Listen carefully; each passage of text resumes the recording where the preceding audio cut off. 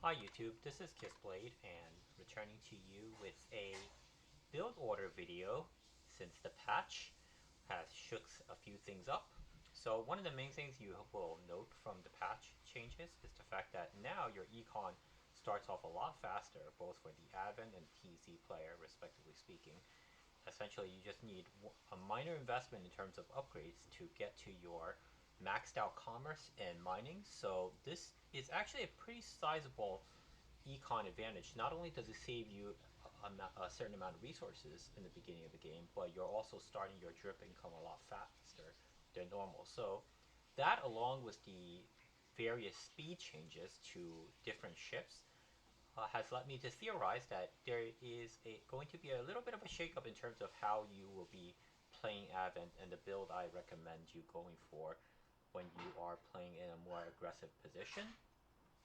So as a review and a recap, in the prior videos as Advent Aggro, I mentioned that you primarily want to aim for the Tempest because the Tempest essentially was a very cheap ship that beat out everything in Tier 1 and Tier 2 for most factions, respectively speaking.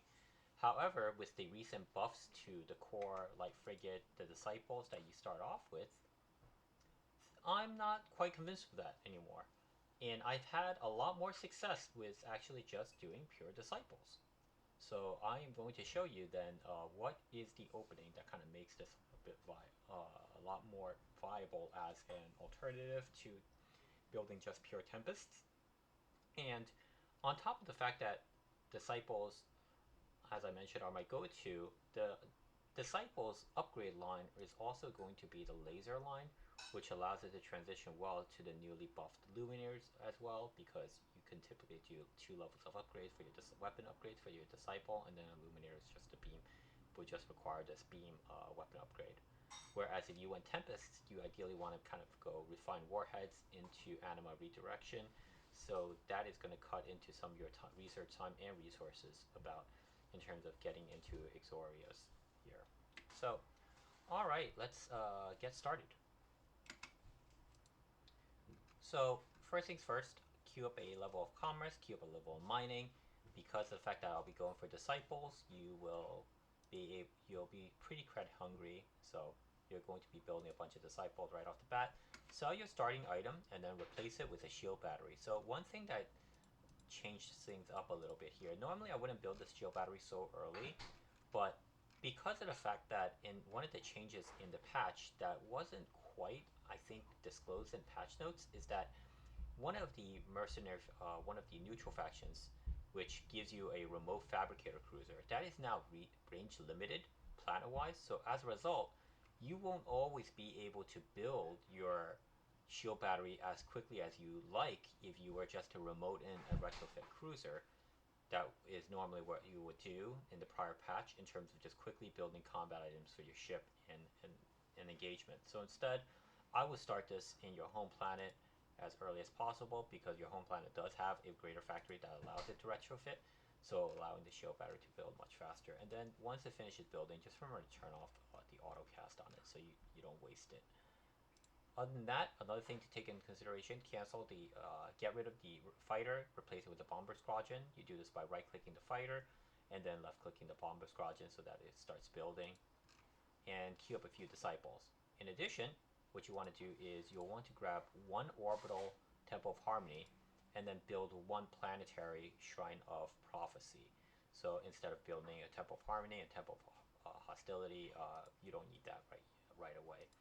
So this will let you just do one research in Harmony and also let you handle your Hostility with the extra research buff from Hostility as well once it finishes constructing. So alright, first few minutes is not really going to be that exciting. It's your standard expansion route. So here, if you're playing aggressive, you basically want to expand towards your opponent in a 1v1 map. That's even more so. You want to kind of find the early front planets because you can always send something back later on to kind of backcap these. For example, this asteroid. And this asteroid can probably be taken by, like, say, 100 supply of disciples or whatnot. And alternatively, you can even build a secondary cap ship to back cap this derelict and clear it instead. So, okay, so you can see here, I'm going forward, and then I believe what I choose to do instead of the Temple Pilgrimage Hop is I build a missionary. Yeah, you can see here the missionary vessel. And since you're going to missionary vessel, you don't really need to clear all of this, but I do that right now because there's not much else to do at the moment anyway. I was waiting for my ice to finish researching, so I just kill everything here. They die pretty fast with the radiance extra damage, but normally, if there's a fairly sizable garrison, which you might want to just consider, is killing the siege frigates, colonizing that, and then getting out of there. If you're not planning on using this as a forward base station. So I skipped the volcano mainly because the volcano is not great in 1v1 for income.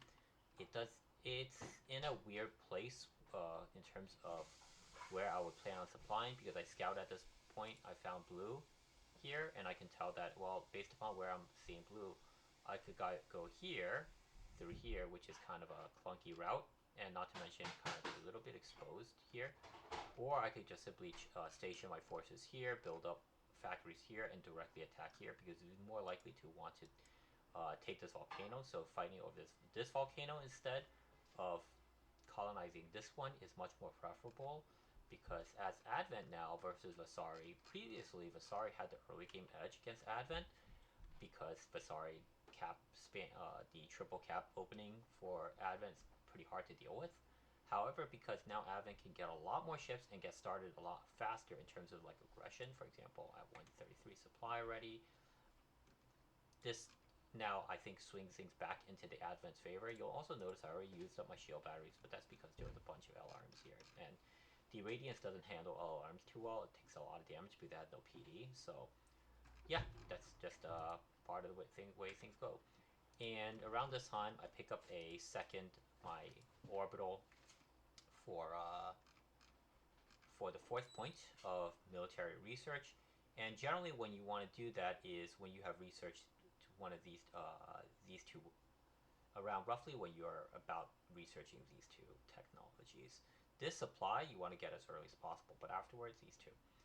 Against Vasari, you also want to research Tempest as well, just in case the Vasari chooses to do Defensors. Defensors are not really a good bet against Advent, but that's also part of what makes the Disciples now really good, because not only do they have the speed buff to chase a lot of things down, including Conrax, they absolutely rip apart Conrax now because they close the gap pretty fast. So not only is that the case, but also the primary counter to Disciples for Vasari should actually be their Corvettes, but your Tempests. If you actually have them researched, you see them build Corvettes, you start building Tempests, and now you have the perfect counter to their Corvettes, because Tempests hard counter Corvettes now at the moment. In addition, you want your standard Econ Tier 1 Econ technologies, which is your Influence, your +2 credits for your Desert Homeworld, as well as the extra civilian tax onto it, any planet colonizing you need, crystal mining in terms of surface crystal mining, rich metal mining, and also one last thing is to survey, because as soon as you get this, you can start surveying your home planet and then selling any exotics you don't need from it, which will make back more money from serving your home planet than it costed you to serve your home planet. Similarly, level 1 and 2 of your ice, volcano, and primordials are also worth surveying to sell for the exotics for the same exact thing. So I just got over here, I noticed, okay, wait, this didn't work out because why? There's a neutral faction here, so as a result, I can't use this planet to station where I want to build out of, so that's a bit of a bummer. So once I see that, I back out and I decide, okay, you know what, then it probably makes more sense for me to just get some of my stuff, because we're going to be pretty far from each other. It's pretty hard for me to get to a location that I can easily build a staging ground as to start sending fleets here. So I might as well cap all of this just so that I get some extra income. I'm going to skip this ice at the moment because of the fact that if I go all the way to the ice, I think it's going to eat up a lot more time. Oh, actually, no, I lied. I think I send all my... Oh, I am taking the ice after all. Oh, yeah, because I have enough light frigates and tempests to be able to take this ice without my capital ship, so and these ships move a lot faster now between lanes and also within the grav well, so I can easily race those ships back into the front line. While my capital ships, he finishes correctly in derelict, and he's not going to bother joining to this ice here because I want him towards the front to help defend.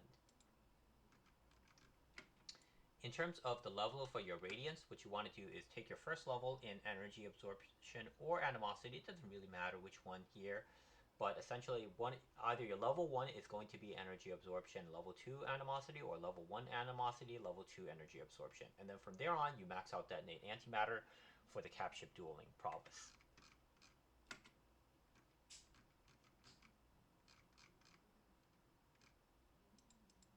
So you can see here, because of the fact that I can't use this as my staging ground, then the choice of staging ground is going to be my asteroid over here. So I'm going to start setting up my lesser factories here.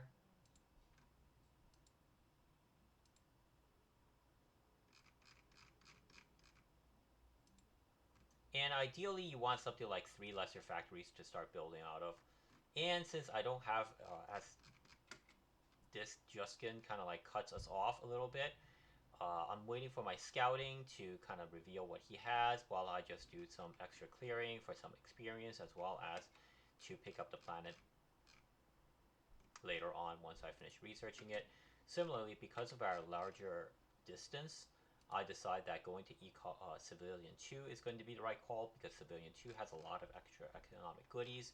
So we're too far away for us to rush each other, so as a result, it makes more sense to build a bit more eco setup right now.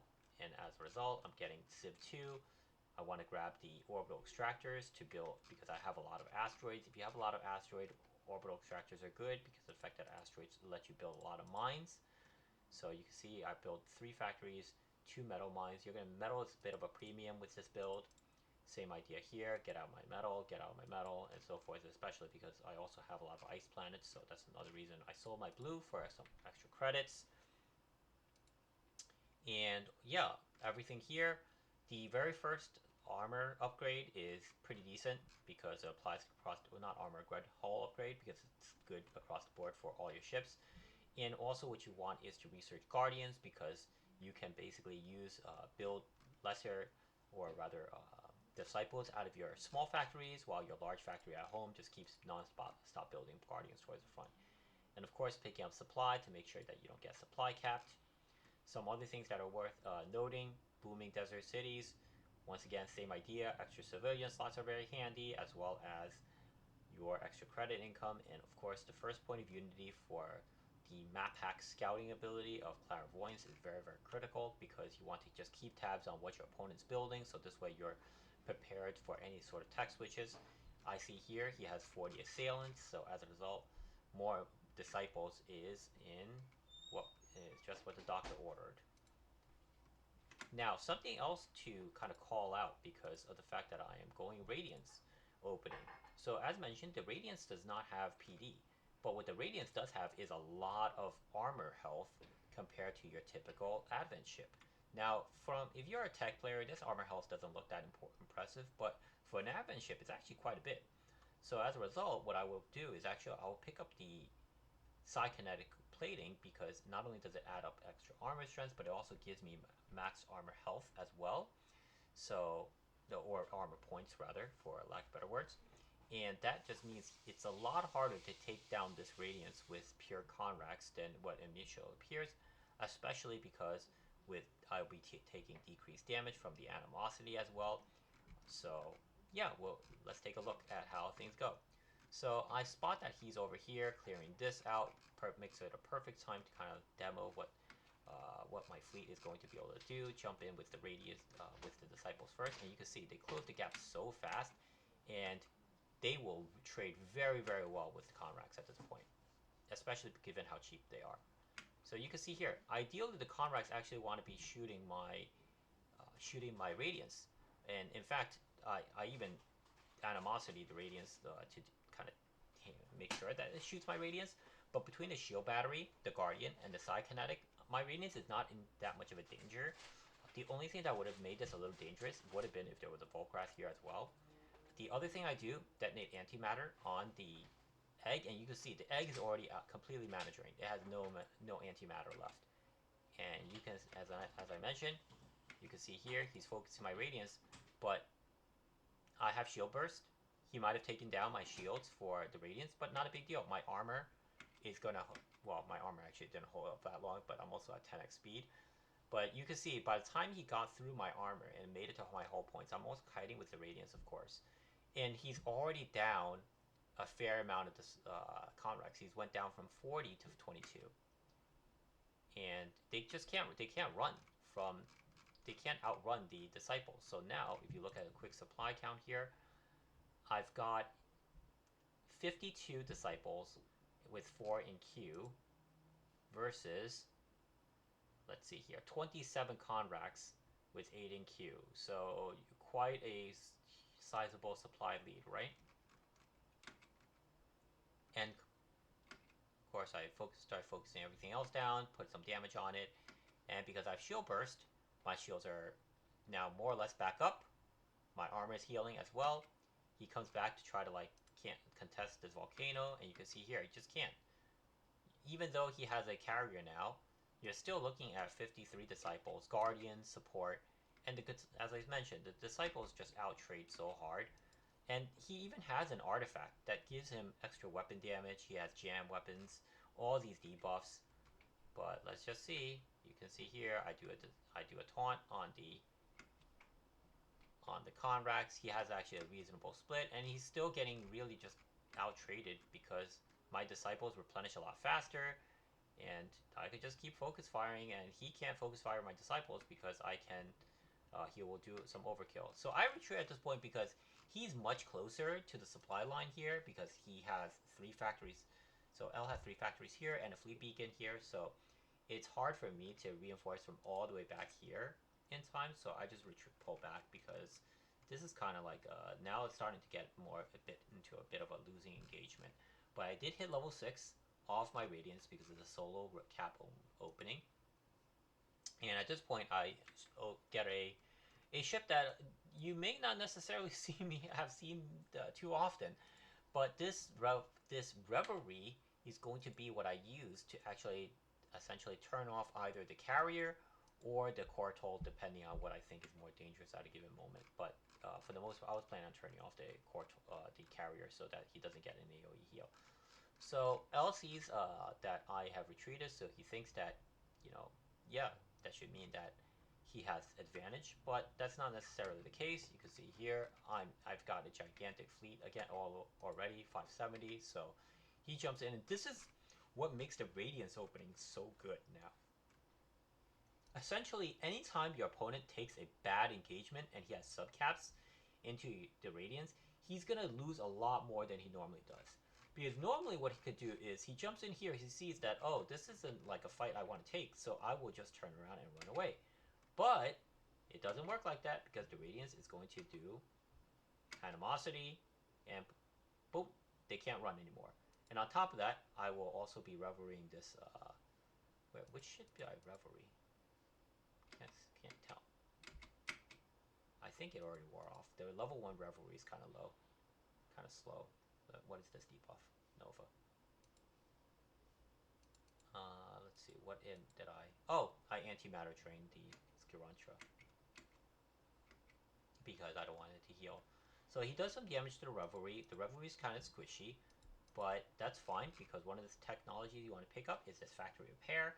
And the factory repair is going to basically turn all your smaller factories all into repair stations. You'll notice I didn't bother researching Anima Redirect yet for my Tempests, because my Tempests aren't really the main focus here. It's actually going to be my Disciples that are really going to be killing the Conrax.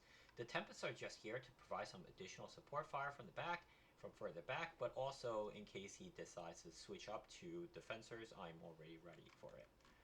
So yeah, the typical build you can see here in terms of fleet composition, Disciples, Tempest Guardians, and really the Tempest against the Vasari is just really just because of Vasari. But they're also good because of the fact that when you have a lot of light factories, if you build just pure Disciples, you might run into a weird econ situation, whereas if you split between some just tier 1 units in general, you'll be able to spam out a lot more ships. So yeah, just something to note. Otherwise, I'm getting a mishmash of different. I don't know where I got the extra civilian technology from. I think this might have been something I discovered by accident. No, I just built one here for whatever reason.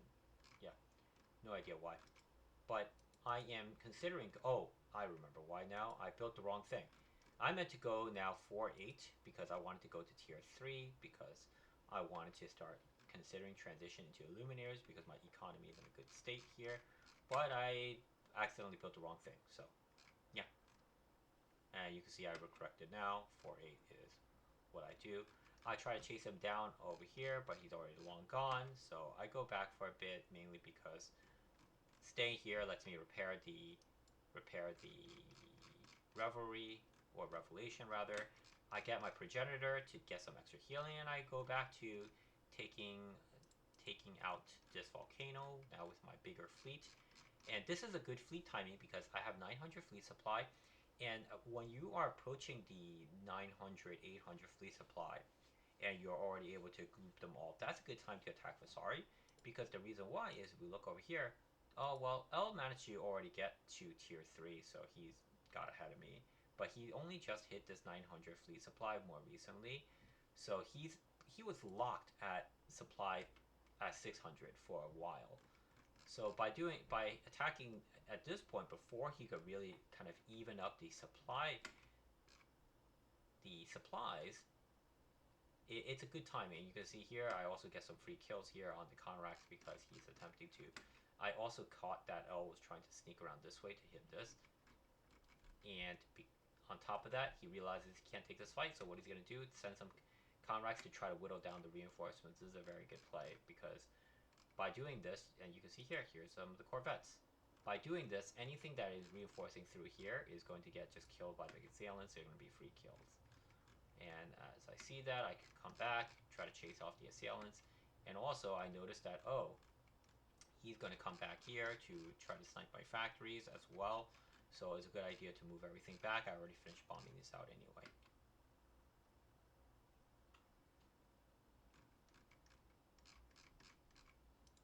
And let's look at where we are in terms of. And now on my end, same. So I notice he's over here. I don't want to play a cat and mouse against Vasari, even though now it's a lot harder for Vasari to do this. And the reason why I don't want to do that is because what I did was I split off my fleet. Some of my disciples I split off into a second group. I grabbed about 30 or 40 of them and dragged them to send back here. But disciples are super fast now, so they're able to chase assailants all day. And on top of that, I can reinforce them anyway with my 5 light factories just pumping non-stop disciples. So there's no way that these assailants will be of any threat anymore against this Royd. And in the meantime, I can also start hitting his production site, and I'll be able to bomb his a lot faster. I have a bigger fleet, but I also, of course, have recall, so those are all advantages. Now, one thing he did manage to do, he killed my level tier 3, so that's a little annoying because it doesn't let me get the supply now because I'm locked at Civ 2 again, or Military 2 again. So at this point, I start threatening his planets because we can do a little bit of base trade. But I have Sanctify, I have Recall, I have Clairvoyance, all the standard Advent tricks, and he doesn't. So I get to do other stuff like kill his exotic, kill his orbitals with my fleet, bomb his stuff, and basically recall because at this point, I don't want him to take this Void. I'm okay with him taking this Ice because I can take it back, but the Royd has all my factory production, so him taking that would be kind of bad. So recall, go here. He has to run. I could chase him now all the way back, and because I could chase him all the way back, I could go take this ice. And I'm not sure why he chose to fight here. I think it's because I had animosities, and also on top of that, you have the Revelry able to do a level 2, so shut down a capital ship for 32 seconds, and you could put a capital ship like Perma on Perma stun. You can see, did I cast it on any of these? Ah, so he's stunned with, or he's silenced rather. I don't see where I did what I casted the stun on. It might have been this carrier because the carrier is his healer, so I get to chase down the carrier, and yeah, and at this point he calls GG because there's really not much else he could do. I got over 1,000 fleet supply.